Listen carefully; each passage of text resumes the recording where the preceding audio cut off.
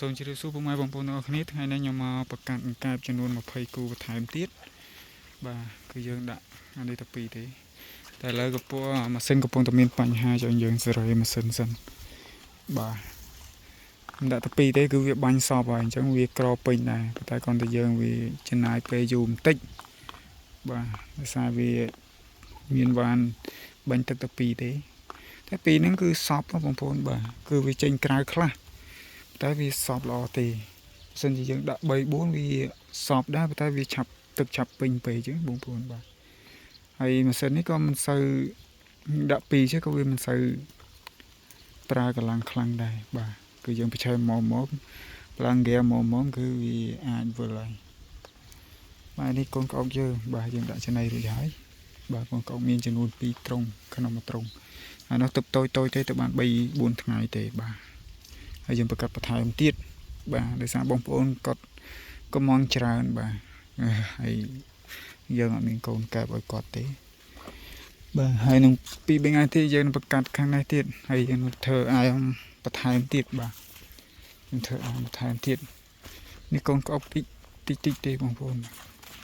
នេះគឺខ្ញុំដាក់មេពូជទៅវាធ្លាក់ឯងទៅក៏វាស្អុយទឹកទៅក៏ខ្ញុំអត់បានដូរទេហើយត្រង់នេះគឺយើងរៀបចំសារថ្មីបាទគឺយើងធ្វើដូចអា2នោះហើយនេះគឺខ្ញុំរៀបចំបានមួយហើយត្រង់ប្រាំងជួរប្រាំងខាងនេះ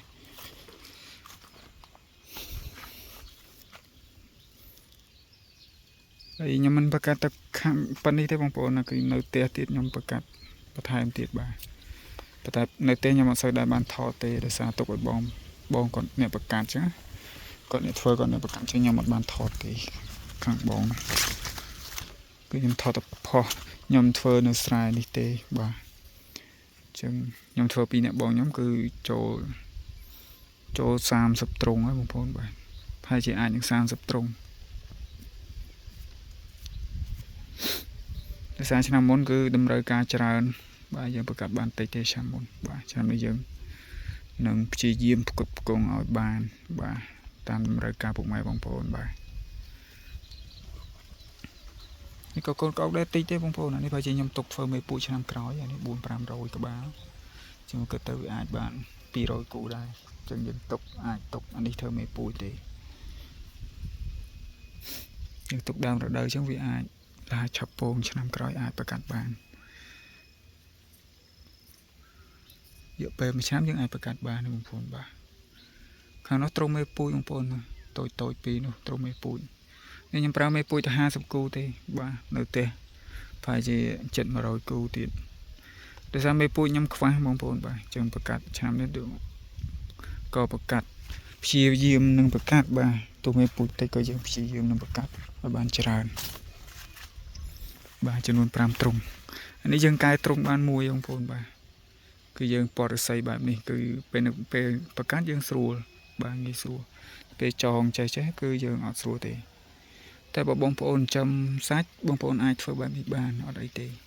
តែយើងប្រកាសដោយសារកុំឲ្យមេពូជហ្នឹងវាឡើងទុំហើយយើងស្រួលដាក់អាស័យកដាលនេះដើម្បីទ្រទៅយកយើងបាទអញ្ចឹងយើងមិនបាច់ហត់ចូលចោះចងអីទេបាទចឹងវីដេអូនេះមានតែប៉ុណ្្នឹងឯងបងប្អូនបាទខ្ញុំទៅសេរីម៉ាស៊ីនសិនបាទដើម្បីដាក់ប្រកាសឥឡូវម៉ោង6ហើយថ្ងៃទី25ហើយបងប្អូនបាទអរគុណច្រើនបងប្អូនសម្រាប់ការទស្សនាវីដេអូរបស់ខ្ញុំបាទអរគុណ